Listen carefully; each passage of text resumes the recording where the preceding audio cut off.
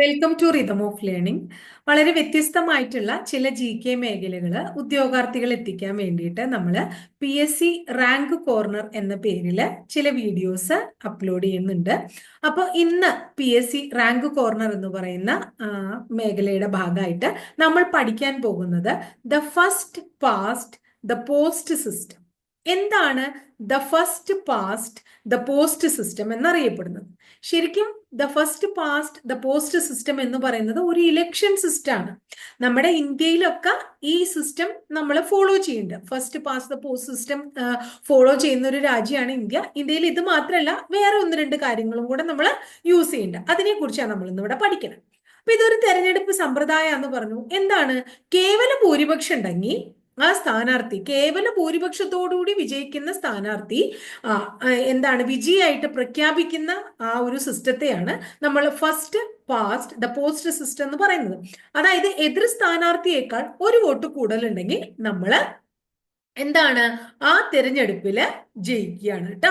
അപ്പൊ ആ സ്ഥാനാർത്ഥി വിജയിക്കുന്നതായിട്ട് പ്രഖ്യാപിക്കുകയാണ്. ഇതാണ് the first past the post system. ഈ സിസ്റ്റം ഇന്ത്യൻ ഭരണഘടന കടം കൊണ്ടിരിക്കുന്നത്. The first past the post system Indian ഭരണഘടന കടം കൊണ്ടിരിക്കുന്നത് എവിടെ നിന്ന്? ബ്രിട്ടനിൽ നിന്ന്. Note the point, first point കേട്ടോ. ഇനി ഈ സിസ്റ്റം മാത്രമേ ഇന്ത്യയിലുള്ളൂ? അല്ല. ഇതല്ലാതെ വേറെ സിസ്റ്റവും ഇന്ത്യയിൽ നിലനിൽക്കുന്നുണ്ട്. ഇപ്പൊ എക്സാമ്പിൾ പറയാൻ വെച്ചാൽ രാജ്യസഭയിലേക്ക് നമ്മൾ തെരഞ്ഞെടുപ്പ് നടത്തുന്നുണ്ട്. എങ്ങനെയാണ് രാജ്യസഭയിലേക്കുള്ള തെരഞ്ഞെടുപ്പ്? പ്രൊപ്പോർഷണൽ റെപ്രസെന്റേഷൻ വഴിയാണ്. പ്രൊപ്പോർഷണൽ റെപ്രസെന്റേഷൻ വഴി. അങ്ങനെ പറഞ്ഞ എന്താ അർത്ഥം? അതായത് മറ്റ് പൊതു തെരഞ്ഞെടുപ്പ് പോലെ നേരിട്ടുള്ള തെരഞ്ഞെടുപ്പ് അല്ലാതെ നമ്മൾ നടത്തുന്നതിനെയാണ് എന്ന് പറയുന്നത് പ്രൊപ്പോർഷണൽ റെപ്രസെന്റേഷൻ. അങ്ങനെയാവുമ്പോ എന്താണ്? നിയമസഭാ അംഗങ്ങൾ എത്ര പേരുണ്ടോ ആ അംഗങ്ങളുടെ സംഖ്യയ്ക്ക് ആനുപാതികമായി അംഗങ്ങളെ തെരഞ്ഞെടുക്കുന്നതാണ് പ്രൊപ്പോർഷണൽ റെപ്രസെന്റേഷൻ. ഈ സിസ്റ്റം, പ്രൊപ്പോർഷണൽ റെപ്രസെന്റേഷൻ സിസ്റ്റം, നമ്മൾ കടം കൊണ്ടിരിക്കുന്നത് എവിടെ നിന്ന്? സൗത്ത് ആഫ്രിക്കയിൽ നിന്ന്. എവിടെ നിന്നാണ്? സൗത്ത് ആഫ്രിക്കയിൽ നിന്ന്. അപ്പൊ രണ്ടാമത്തെ പോയിന്റ്. ആദ്യം നമ്മൾ പറഞ്ഞു the first past the post system എവിടെ നിന്നാണ്? ബ്രിട്ടനിൽ നിന്നാണ്. പ്രൊപ്പോർഷണൽ റെപ്രസെന്റേഷൻ എവിടെ നിന്നാണ്? സൗത്ത് ആഫ്രിക്കയിൽ നിന്നാണ്. ഇനി രാജ്യസഭയിലേക്കുള്ള ആൾക്കാരെ മുഴുവൻ ഈ പ്രൊപ്പോർഷണൽ റെപ്രസെന്റേഷൻ വഴിയാണോ? അല്ലല്ലോ, അല്ല.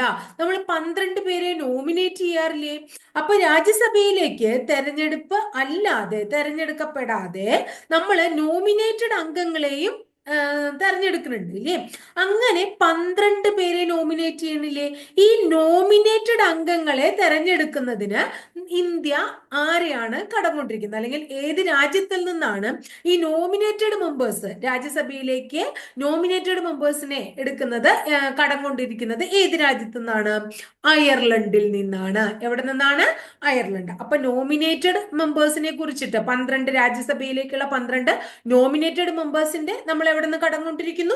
അയർലൻഡിൽ നിന്ന്. എന്നാൽ നമ്മൾ പറഞ്ഞു പ്രൊപ്പോർഷണൽ റെപ്രസെന്റേഷൻ വഴി അല്ലെ നിയമസഭാ അംഗങ്ങളുടെ സംഖ്യയ്ക്ക് ആനുപാതികമായി രാജ്യസഭയിലേക്ക് അംഗങ്ങളെ നിശ്ചയിക്കുന്നത്, കടം കൊണ്ടിരിക്കുന്നത് സൗത്ത് ആഫ്രിക്കയിൽ നിന്ന്.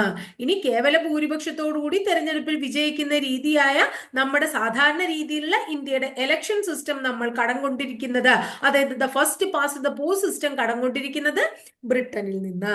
അപ്പൊ ഇത് ക്ലിയർ ആയല്ലോ? ഇത്തരം വ്യത്യസ്തമായിട്ടുള്ള GK ക്ലാസ്സുമായി റിതം ഓഫ് ലേണിംഗിന്റെ PSC റാങ്ക് കോർണറുമായിട്ട് നമുക്ക് വീണ്ടും കാണാം കേട്ടോ.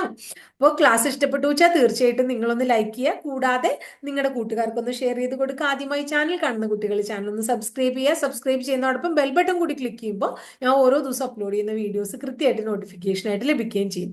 അപ്പൊ അടുത്ത ദിവസം വളരെ നല്ലൊരു ടോപ്പിക്കുമായി നമുക്ക് വീണ്ടും കാണാം കേട്ടോ.